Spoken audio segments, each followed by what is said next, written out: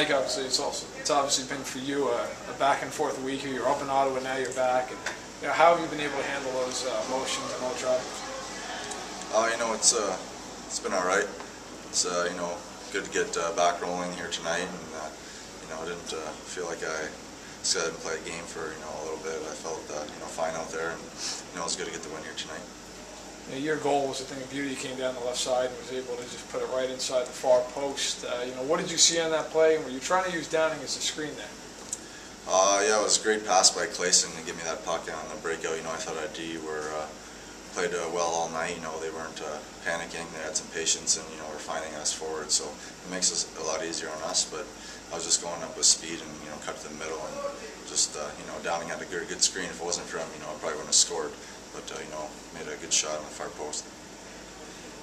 How was it for you just even to be up in camp, to be invited up into Ottawa and get a taste of that again? I know you were up in the NHL briefly last year, but how was that for you? It was a good experience for me. It's another stepping stone in my career here so far. It's get to see how those guys work and how good they are up there, and the level of hockey that you gotta bring your game up to once if you get to that level. So it's a good experience for me.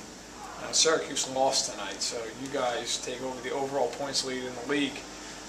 How does it feel after all this time chasing that team to finally be able to be on top of the mountain? I'm not too worried about what they're doing. We want to focus on ourselves here, but at the same time, obviously, it's a good feeling to be first in the league. So, it's something that we should be proud about, but it doesn't really change much. Is it hard to not change the mindset at all from hunting to now being hunted by some of these teams as you try to hold on to the division lead? Yeah, it probably gives more pressure on us, with every team knowing that for the top team in the league now, they've got to come ready to play, and teams like those challenges, they want to take down the top dogs.